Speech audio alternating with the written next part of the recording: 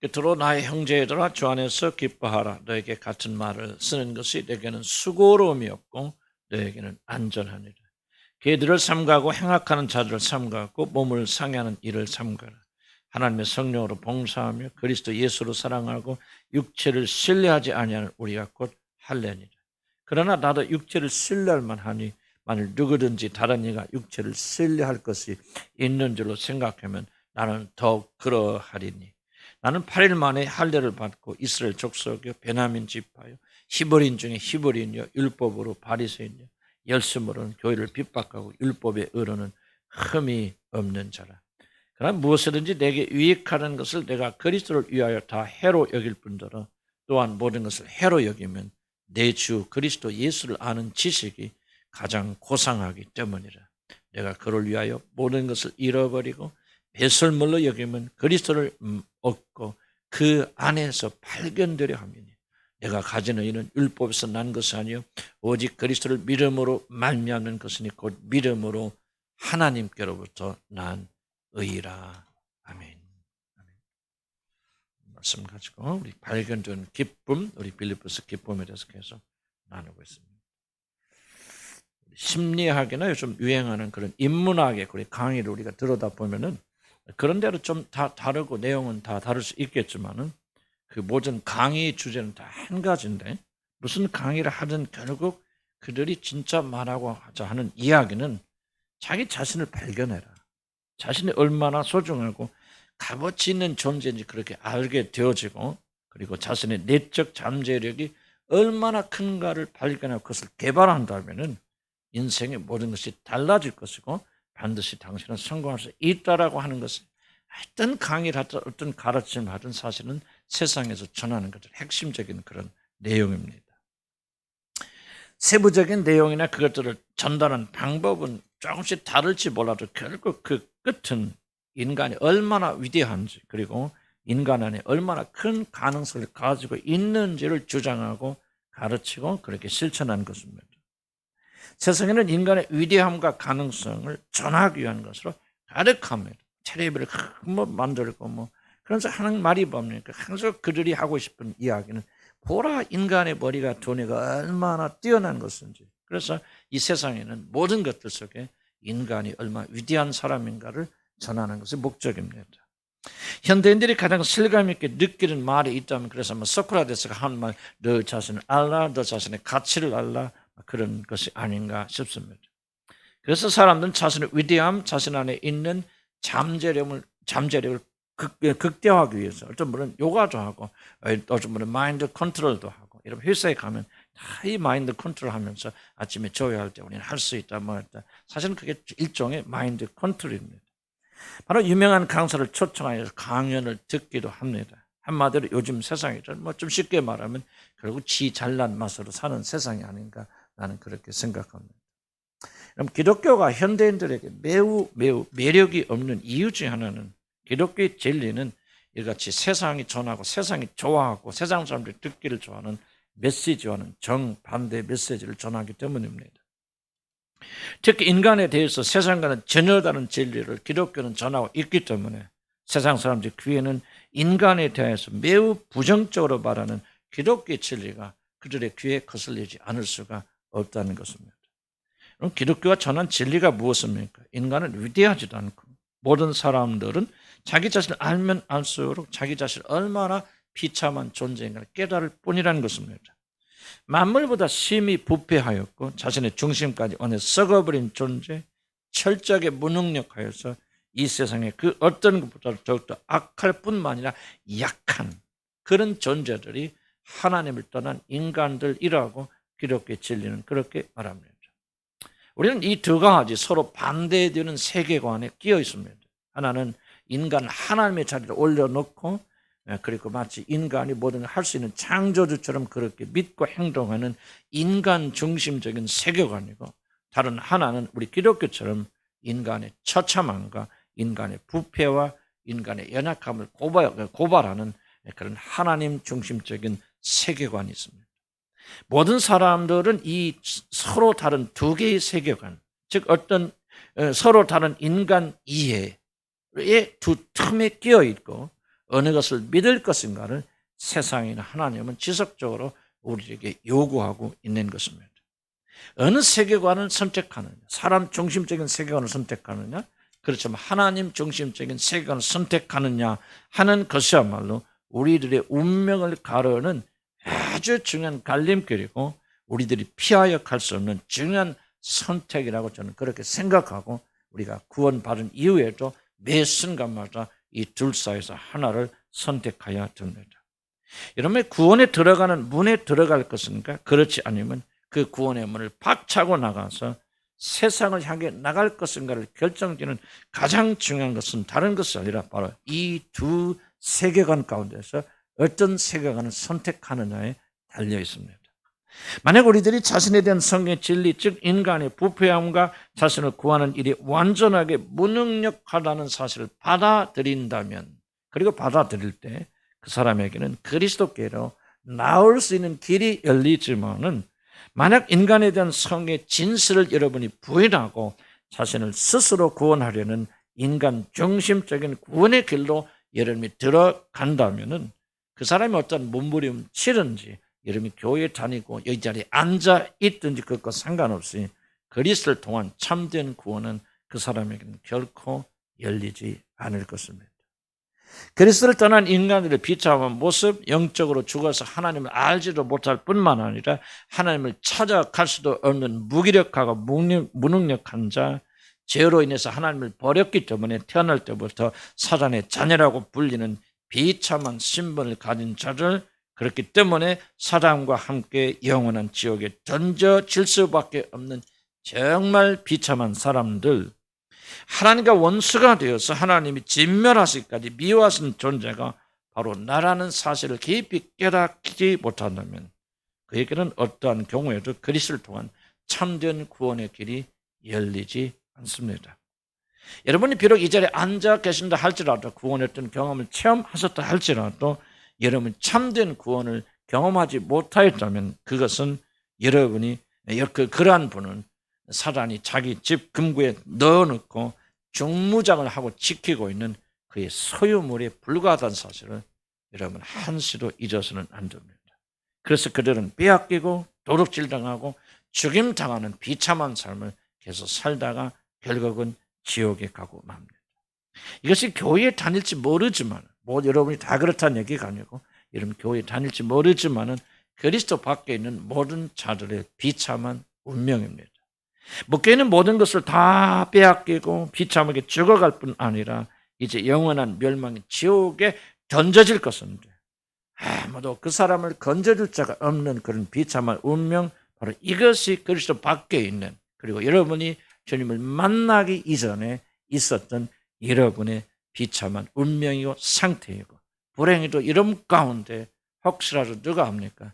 이런 비참한 운명에 아직도 묶여있는 자들이 있을 수도 있습니다. 세상에 속이는 것처럼 인간이란 그 모든 위대함을 가지고 있는 잠재적인 하나님이 아니라 사단의 자녀, 멸망의 자식들, 이게 그리스도 안에 있는 자들은 그의 모든 신분이 다 바뀌어서 하나님 자녀가 되지만은, 그러나 여러분이 교회 다니고 종교적인 열성을 가지고 있다 할지라도 참으로 그리스도를 만나지 못했다면 이게 바로 오늘 여러분의 현주소입니다. 그리고 바로 이런 상태에서 스스로 벗어날 수 있는 사람은 아무도 없다고 성경이 말합니다. 인간은 철저하게 부패되어 있고 그들을 사로잡고 있는 자는 애굽의 바로 왕처럼 그 누구도 이길 수 없는 강력한 군대를 가지고 있는 능력의 존재이고, 물론 이런 사실입니다. 물론 모든 인간들, 존재하는 모든 인간들 예의 없이 자기 자신이 인식하고 있든 깨닫지 못하든 자기 자신을 스스로 구원하기 위해서 모든 힘과 자원을 사용합니다. 그 비참한 운명에서 벗어나기 위해서 발버둥을 칩니다. 이런 종교성을 가지고 있지 않는 존재는 단 한 명도 없고, 아마 여기 앉아 계신 모든 여러분들도 이와 똑같은 종교성을 가지고 있기 때문에 이 자리에 앉아 있다라는 그렇게 생각합니다. 이 세상에서는 자기 자신을 구원하기 위해서 발버둥을 치지 않는 사람은 하나도 없고, 우리가 그것을 가리켜서 구원이라고 말하면 안 된다는 말입니다. 그럼 심지어 자살한 사람들, 우리가 생각하면 자살한 사람이 무엇을 믿습니까? 구원에 대한 열망이 있다면 그들이 자살하겠습니까? 라고 질문하는 분도 계실 것입니다. 그렇지 않습니다. 심지어 자살한 사람도 그들조차도 죽음으로 자기 자신이 겪고 있는 그 비참함에서 스스로를 구원하기 위해서 자살한다는 사실을 여러분 잘 이해하셔야 됩니다. 그들은 자살함으로 멸망하고 자살함으로 모든 것이 끝이고 자살하면 더 어려워진다고 생각하면 자살할 사람은 아무도 없습니다.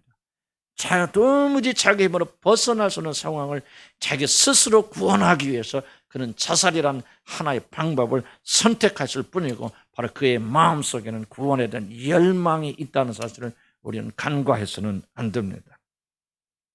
모든 사람들은 이와 같이 예외 없이 그렇게 구원을 위해서 무엇인가를 강하게 붙잡는데 오늘 성경을 기록한 사도 바울도 그러한 사람 중에 하나였습니다.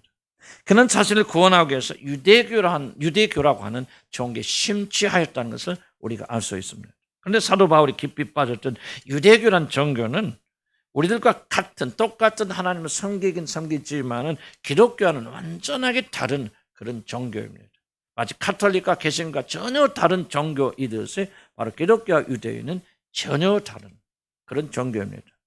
바울이 예수 그리스도를 믿기 전에 신봉할 때 유대교란 자기 자신의 힘과 노력으로 자신을 스스로 구원하려고 하는 그런 율법 종교입니다.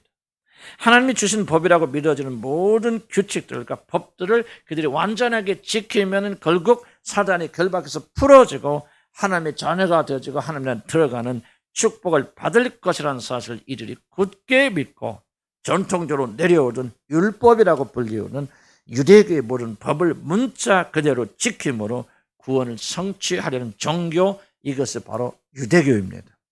실제로 이들의 노력은 아주 초인적인 노력을 이들이 하였습니다. 성경이나 자신의 그룹의 가르침을 문자 그대로 하나도 어기지 않고 지키기 위해서 목숨을 걸었던 사람들이 유대교에 속한 사람들입니다. 특히 그들에게는 구약을 총 이렇게 율법을 나눠보면 613가지의 그런 조항들이 등장하게 되어지는데 이것을 하나라도 어기게 되면 이들은 구원받지 못하기 때문에 만약 613가지 12개를 지키다가 613번째 계명을 어기면 다시 처음부터 다시 시작해야 되는 그런 고통을 통해서 고통을 가지게 되어진 것입니다. 구원이란 이런 법과 규칙들을 하나도 어기지 않고 완전하게 지킬 때 주어진 것이라고 믿고 이들은 무엇은 먹을 수 있고 무엇은 먹어서는 안 되고 안식일 날은 몇 발자국 걸어갈 수 있지만 몇 미터 이상 걸으면 안 된다는 그런 613가지 이외에도 또 다른 수천 가지 조항을 만들어 놓고 그러한 자세한 규정을 지키기 위해서 그들이 목숨을 걸었던 것입니다. 사도 바울은 자신을 구원하기 위해 정말 문자 그대로 모든 걸 다 지켰던 사람입니다. 얼마나 완벽하게 이 사람이 지켰든지 사도 바울은 자기 자신을 가리켜서 나는 율법의 의로는 전혀 흠이 없는 사람이라고 그렇게 고백합니다. 그는 자기 일생에 단 한 번도 고의적으로 율법을 어긴 적이 없는 골수분자, 유대교 중에서도 골수분자인 바리새인이고 바리새인 중에서도 자기들은 자기 자신은 율법에 아무런 흠이 없는 완전하게 이 모든 것을 지켰던 자라고 그렇게 말합니다. 그러나 사도 바울은 이렇게 자기 모든 율법을 문자적으로는 지키려고 노력했던 사람이 아닙니다. 그는 마음을 다해서 하나님을 사랑한다고 생각하고 하나님을 위해서 모든 충성을 바쳤던 사람입니다. 율법을 지키는 데서 만족하지 않고 하나님에 대한 열심이 특출하여서 하나님에 대한 사랑을 열심으로 표현했던 그런 사람입니다. 하나님의 이름을 더럽히는 자들이 있다면 그 모든 자들 이 세상에서 다 쓸어버릴 때까지 자기 자신은 정말 잠을 자지 않겠다. 그렇게 결심하고 그 일을 이루기 위해서 발버둥 쳤던 사람이 사도 바울입니다. 그런데 갑자기 예수가 이 세상에 등장하고 예수를 따르던 자들이 예수가 십자가에서 처형을 받아 죽은 뒤에도 그들이 그것을 포기하지 않고 예수 그리스도가 부활하였다고 거짓말을 하면서 유대교에 속한 자들 기독교를 회심하는 그런 놀라운 많은 일들이 일어나게 되어졌습니다. 사도 바울은 예수를 믿기 이전에 예수를 하나님의 아들이라고 고백하는 것은 하나님을 철저히 모독하는 것이다 그렇게 믿었기 때문에 그런 악당들을 볼 때마다 분노가 불붙듯이 일어나서 누가 시키지 않아도 예수를 믿는 자들 이 지구상에서 싹 쓸어버리겠다고 그렇게 생각하고 전국과 또 외국까지 넘나들면서 예수 믿는 자를 색출해서 죽이는 일에 사도 바울이 앞장선 것입니다. 그래서 그가 후에 고백하기를 나는 열심으로는 하나님의 교회를 핍박한 자로 그렇게 말합니다. 즉 하나님을 사랑하는 열심 때문에 예수를 그리스도로 고백하고 예수의 부활을 선포하는 자들을 핍박하고 죽인 살인마가 바로 나였다고 그렇게 고백하는 것입니다. 그는 실제로 그 경건한 집사 7집사 중에 하나였던 빌립을 죽이는 데 있어서 그 모든 일 주관하고 주도하고 그리고 감독했던 사람이 놀랍게도 사도 바울이라는 사람입니다. 그러면 인간의 의로움을 생각한다면 그리고 그가 성취하려고 했던 의를 생각한다면 사실 사도 바울처럼 구원을 받을 자격이 넘치는 사람도 드물 것이다 저는 그렇게 생각합니다. 그는 하나님의 모든 법도를 마음을 다하고 뜻을 다하여 지켰을 뿐만 아니라 하나님을 살아가는 열정이 넘쳐 그리스도를 믿는 자들을 핍박하고 잡아 죽이기까지 그가 하나님에 대한 열심과 열성으로 가득 찼던 사람입니다. 그러나 사도의 자격은 여기서 멈추는 것은 아닙니다. 그는 그렇게 열성적인 사람이었을 뿐만 아니라 매우 출신이 좋은 사람이었습니다. 요새 말로 하면 종교적인 금수저를 입에 물고 타는 로마의 시민권자였고 그리고 그가 종교의 모든 면에서 가장 우수한 것을 가지고 태어난 그런 사람이었습니다. 사도 바울은 자신이 태어난 지 8일 만에 율법에 따라서 할례를 받은 사람이라 그렇게 말합니다. 한마디로 모태신앙이라 그런 뜻입니다. 세상에 있다가 나중에 하나님을 믿고 세상에 살다가 그렇게 꾸역꾸역 들어온 그런 자가 아니라 나는 어머니 뱃속에 있을 때부터 하나님께 바쳐진 그런 종교적인 사람이다 그렇게 말합니다. 우리 대한민국 국민 중에서도 이 땅에 태어나서 응애하고 태어나면 자동적으로 시민권을 받는 자동적인 대한민국 국민이 있지만은 나중에 대한민국에 이민 와서 귀화하여서 시민권을 가진 자들이 있습니다. 그런데 아무래도 이 땅에서 태어나 자동적으로 대한민국이 된 사람들은 귀화해서 외국에서 얼굴은 시커먼 데 대한민국 사람이라고 말하면 서로 조금 무시하고 경멸하는 그런 마음들이 있고 우리가 그 사람들에 대해서 내가 또 같은 다 국민이면 대한민국 국민은 다 같은 국민인 줄 아냐고 우쭐대는 경향도 있을 줄 압니다. 사도 바울은 자신은 처음 태어날 때부터 이스라엘의 후손 이스라엘 사람이다 라고 지금 말하고 있는 것입니다. 그는 이스라엘 사람 중에서 참된 이스라엘 사람이다 그렇게 말합니다.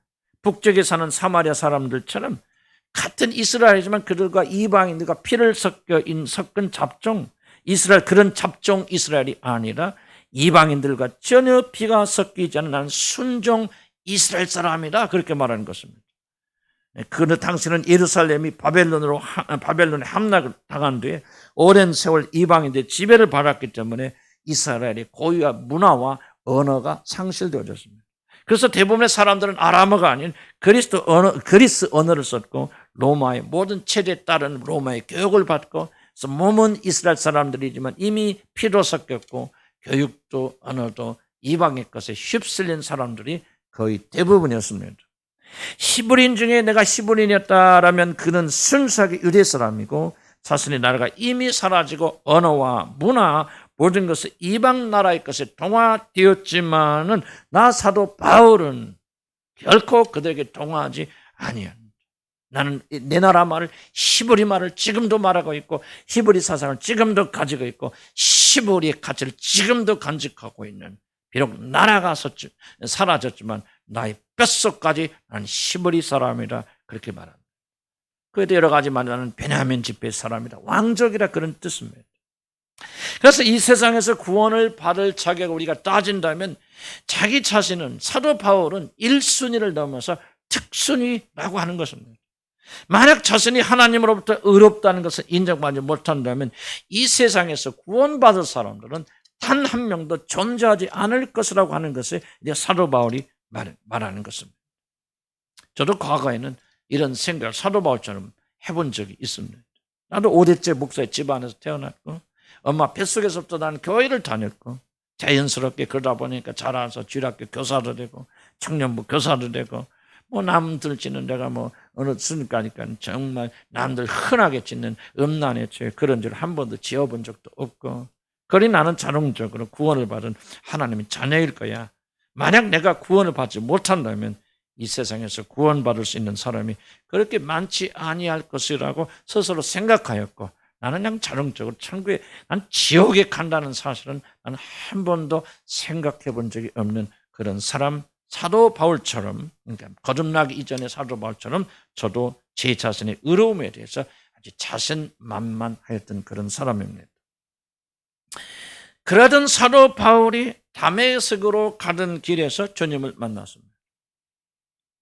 예수를 믿는 자들을 잡아서 감옥에 가두고 죽이기 위해서 지금 현재 시리아의 수도인 다마스커스를 향해서 걸어가던 중에 그 길에서 사도 바울은 부활하신 주님을 만난 것입니다.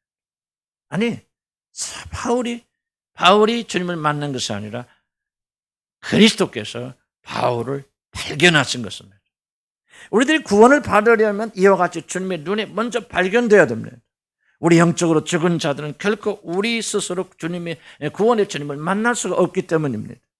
다른 종교나 철학자들이 말하는 것처럼 우리들이 스스로 진리를 찾아갈 수 있거나 진리를 찾아갈 수 있는 것이 아닙니다. 우리는 단순히 죽은 자들이기 때문에 우리가 진리를 찾고 싶어도 결코 찾을 수가 없습니다.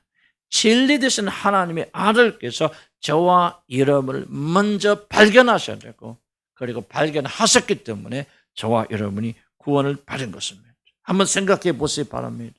우상을 섬기는 우상 장수의 아들인 아브라함을 하나님께서 발견하셨습니다.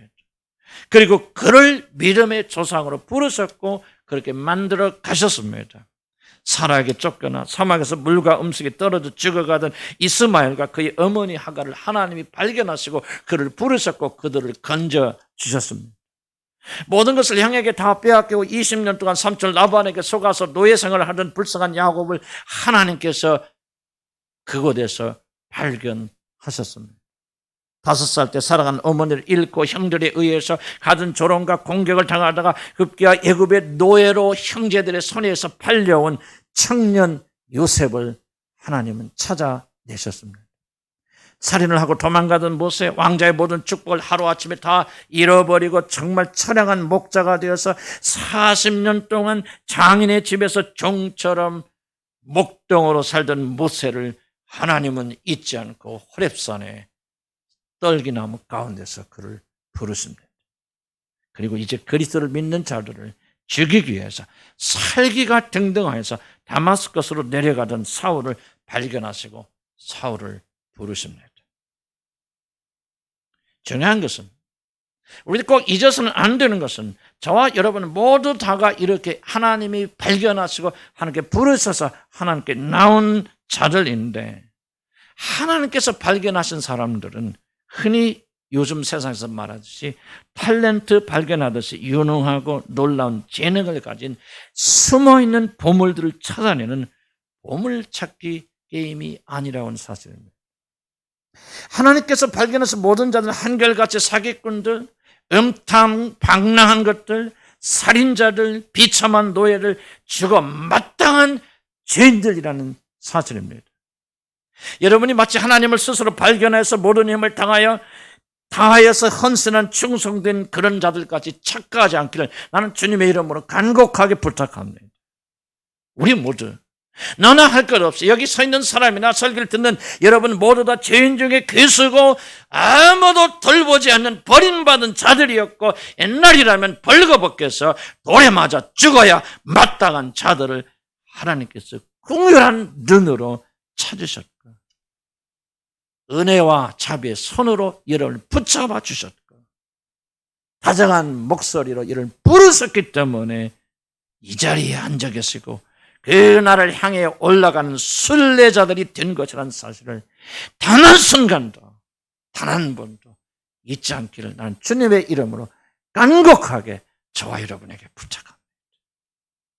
우리는 발견된 사람이지 발견한 사람들이 아닙니다.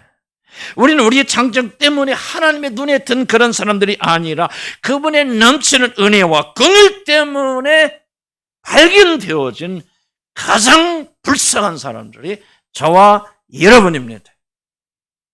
이것을 여러분이 잊지 않기를 일생 동안 주님의 나라 들어가는 순간까지 결코 잊지 않기를 나는 주님의 이름으로 간절히 부탁합니다. 왜냐하면 여러분이 이 사실을 잊는 순간, 이 사실을 망각하는 순간 여러분 교만이라는 덫에 빠져서 다시 흉측한 옛날의 애굽으로 다시 돌아가기 때문입니다.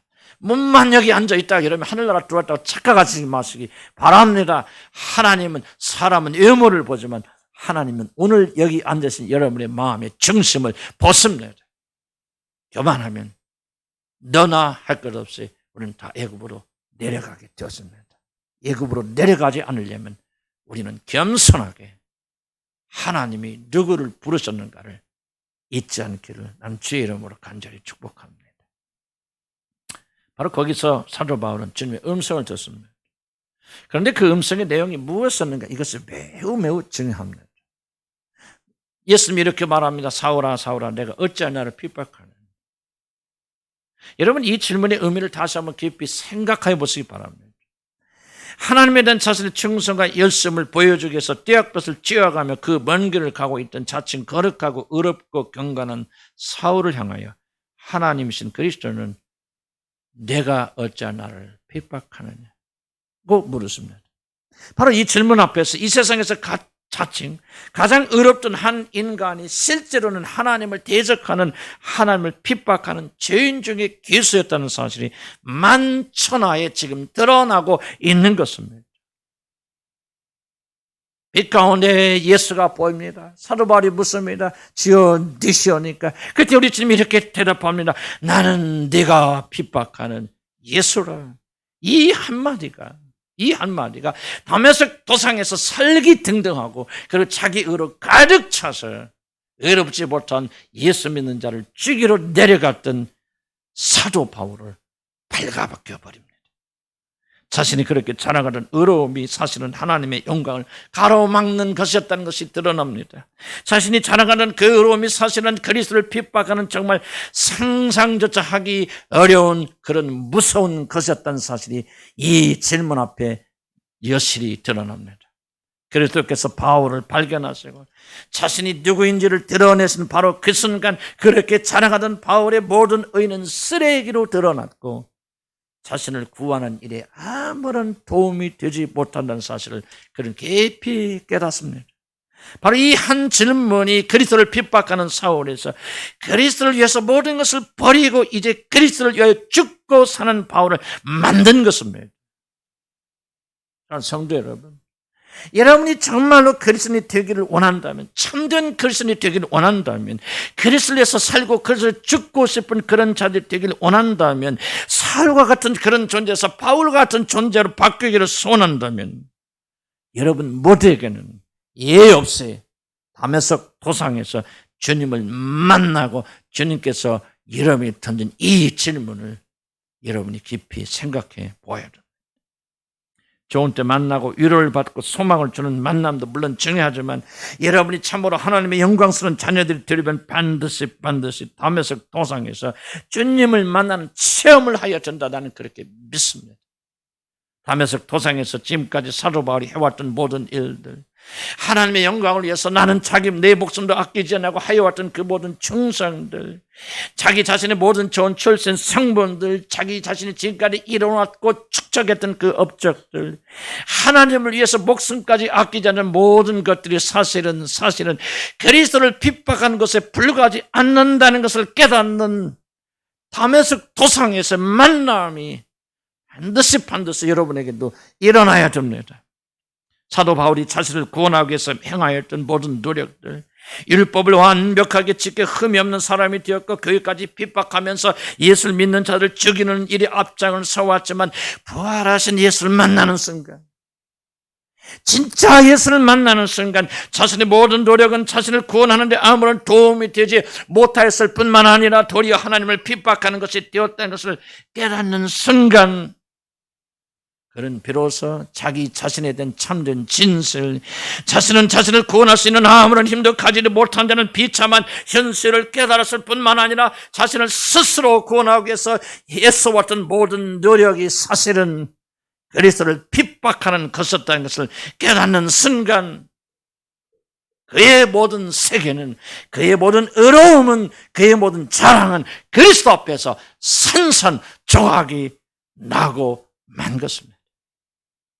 사는 성도 여러분, 여러분에게 이 부서짐이 없다면, 부서짐이 없기 때문에 여러분이 예수 믿고 나는 구원받아서 이 나이에 하나님 아는 사람이 되어서 특별한 사람이 되어서 나는 다른 사람들 세상을 향해 나가고 쾌락을 향해 나가지만 나는 오늘 주님께 나와서 예배드리고 나는 경건하고 거룩한 사람이라고 여러분 믿고 있다면,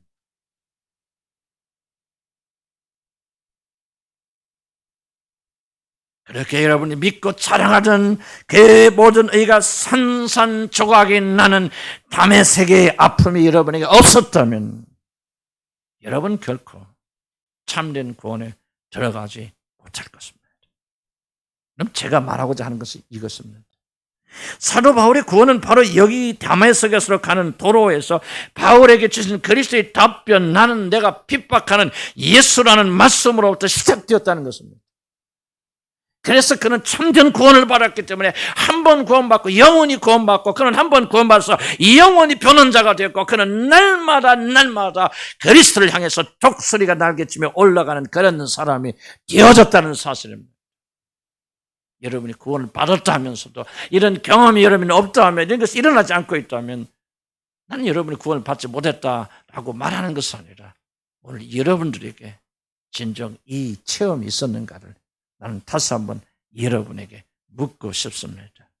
이 체험을 통해서 구원받은 자들은, 다메섹 도상의 체험이 있는 자들은 나는 한 번도 그들이 다시 되돌아서 옛날로 돌아가거나 믿음이 후퇴하거나 그런 사람 보지 못하였습니다.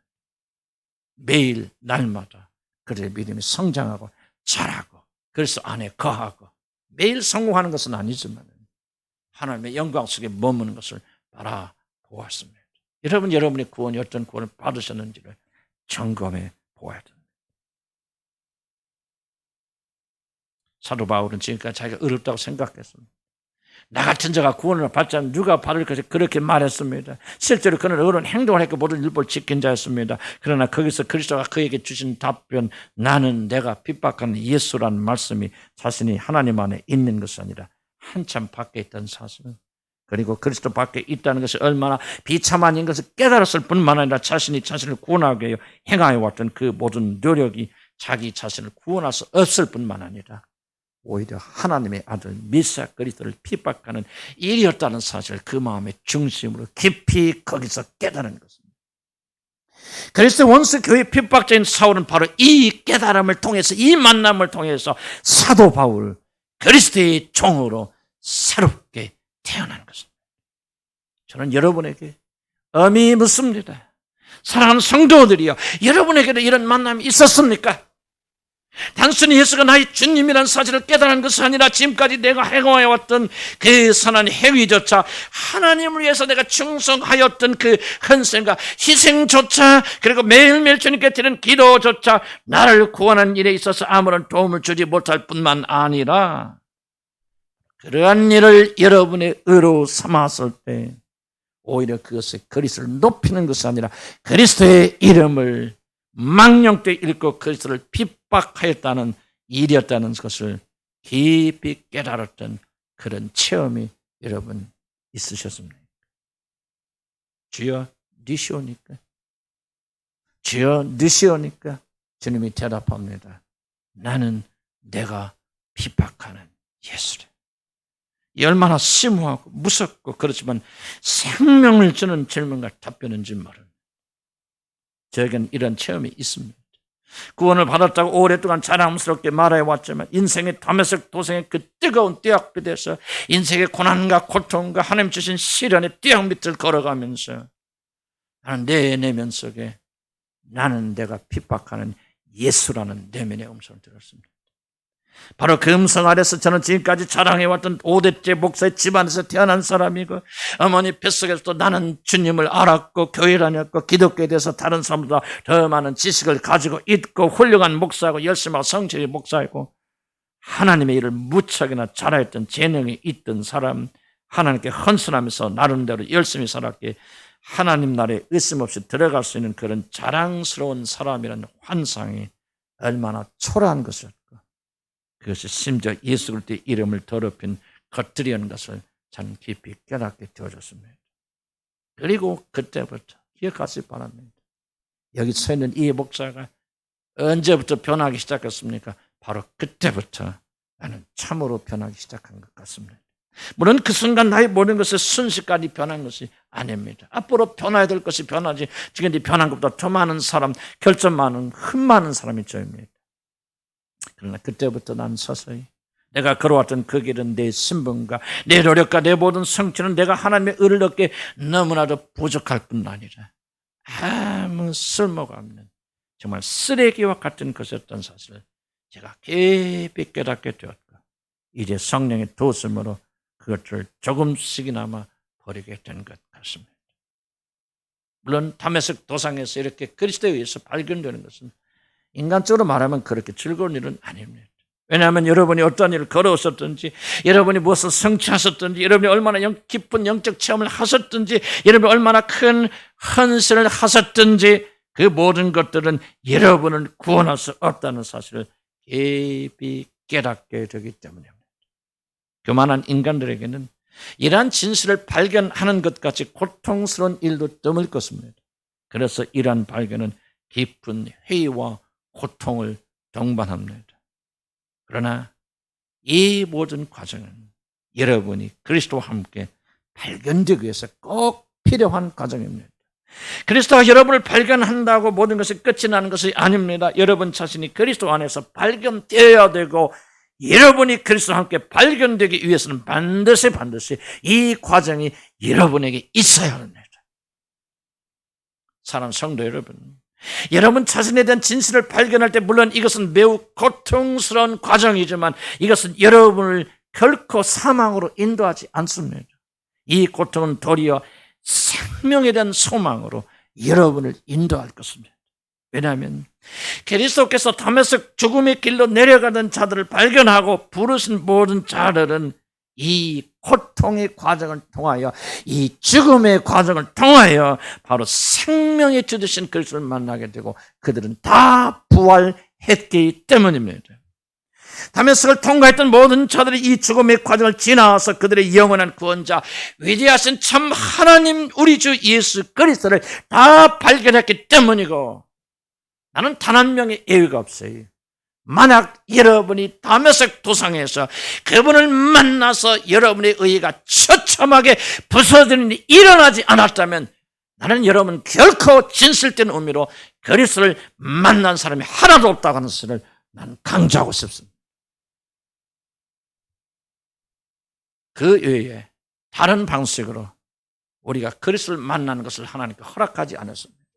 우리에게 하나님은 한 구원자, 한 중보자 예수 그리스도를 허락하여 주셨지만 우리가 하나님을 만나 그리스도를 만나 구원받는 방법은 오직 한 가지 방법, 깨어짐과 부서짐을 통해서 하나님이 그리스도를 만나게 했습니다. 물론 그 사람이 이런 단계가 되어 구원받는 자 그 말을 하는 것이 아닙니다. 하나님께서 여러분을 알지 못해도 거듭나게 하셨을 줄 압니다. 그러나 여러분이 회심의 단계를 겪어가려면 진실로 예수 그리스도 나의 구주로 받아들여서 그분이 여러분의 구주가 되고 그리고 성령께서 여러분 안에서 사시는 그런 자가 되게 된다면 구원받은 자들에게도 반드시 이 다메섹 도상의 체험, 여러분이 지금까지 바울처럼 내가 율법의 의로는 흠이 없는 자요, 내가 열성하는 주를 사랑하는 거고 교회를 핍박하는데 이랬던 거룩한 자요, 완전하고 완벽한 자였지만은 다메섹 도상에서 그가 들은 말은 서라 나는 내가 핍박하는 예수를. 이 음성 앞에서 그의 모든 의가 산산조각이 나서 이제 그는 더 이상 자신의 의를 영원히 의지하지 않고 오직 나의 의는 그리스도의 의니 오직 그리스도 한 분만을 붙잡는 그런 사람으로 변화되었고 거듭났다는 사실을 깨닫게 되기를 나는 주님의 이름으로 간절히 바랍니다. 이렇게 얻어진 구원이 우리에게 기쁨에서 기쁨으로 인도합니다. 내가 지난해도 강조했지만 왜 우리는 구원 받았을 때 구원의 기쁨과 감사와 감격이 없습니까? 제대로 올바로 구원받지 못했기 때문에 그렇습니다. 성경이 정해진 대로 우리가 구원받았다면 누가 뭐라고 해도 우리 안에서 멈출 수 없는 기쁨과 감사와 감격, 항상 감정적인 것은 아니지만 우리 안에서 기쁨의 샘이 결코 마르지 아니하고 우리에게 감사와 감격이 일어나서 어떤 어려움과 고난도 이기게 만들어 줄 뿐만 아니라 세상을 이길 수 있는 힘을 허락하여 줄 것입니다. 왜 여러분들에게는 그럴 기쁨이 없습니까? 다른 이유가 아니라 여러분의 구원이 성경이 전하는 대로 이루어지지 않기 때문입니다. 나는 성경을 믿습니다. 성경의 말씀을 믿습니다. 그러면 누구든지 성경이 전하는 대로 다메섹 도상에서 여러분의 의가 깨어지고 부서지는 그 만남을 가진 자들은 영원히 빼앗기지 않는 참된 기쁨을 반드시 가지게 될 것입니다. 이것이 바로 그리스도 예수 안에서 여러분이 발견되는 기쁨입니다. 기도하십시다.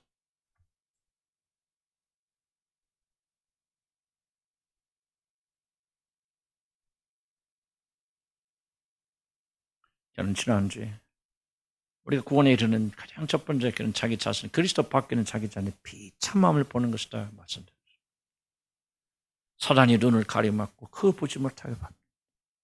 교회만 다니고 대충 왔다 갔다 하면 여러분이 괜찮을같이 착각하게 만듭니다. 그래서 밖에 있는 자들이 얼마나 비참한 자들인지, 사단의 포로가 되어있고 사단의 자녀가 되어서 지옥에 던져질 자들, 하나님과 원수가 되어서 이제 하나님과 대적하며 사는 그런 자들, 멸망으로 들어갈 자들,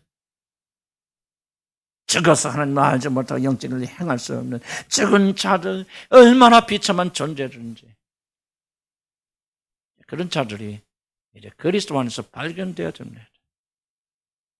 그리스도 안에서 함께 발견되려면 뭐 해야 됩니까? 그런 자들이 지금까지 여러분이 해왔던 모든 의와 노력이 아무런 소용이 없다는 사실을 깊이 깨달아야 됩니다. 난 여러분이 이것을 깨달아야 구원받는다라고 말하는 것보다도 이미 여러분 구원받은 사람들도 이것이 구원이구나 깨닫게 되기를 난 주님을 간절히 축원합니다. 여러분이 받은 구원이 더 풍성해지고 진짜 성경이 말하는 참된 구원이 되려면은 오늘 이 말씀 다메섹 도상에서 그렇게 의기양양하고 나는 어려운 자, 세상에서 최고의 율법을 완전히 지킨 자, 내가 구원받으면 누가 구원받을까? 나는 하나님은 사랑해. 그러므로 하나님을 대적하는 데 지기로 가야지 하고 살기 등등 의기양양했던 사도 바울이 다메섹 도상에서 이 한마디, 나는 내가 핍박하는 예수라. 여러분께 질문 더 주고 싶습니다. 여러분 구원받은 뒤 하나님 아는데 이 질문 한 번이라도 들어본 적이 있겠습니까?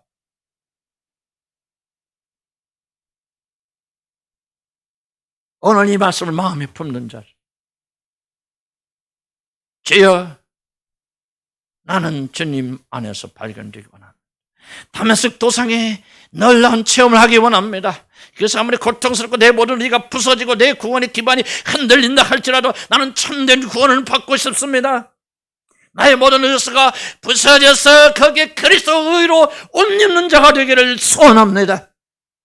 이렇게 구원받는다면 나는 장담합니다. 여러분 안에는 영원히 떠나지 않는 기쁨이 여러분 가슴속에 숨겨질 것입니다. 우리 같이 주여 한번 힘차게 부를 거 마지막으로 기도합니다. 주여 도와주시라 우리 간절히 바라고 원합니다. 깨닫게 되기 원합니다. 하나님의 오늘 하나님 말씀으로 구원받기 원합니다. 하나님 말씀으로 구원받기 원합니다. 우리의 모든 구원이 하나님 말씀의 일찬 구원이 되기 원합니다.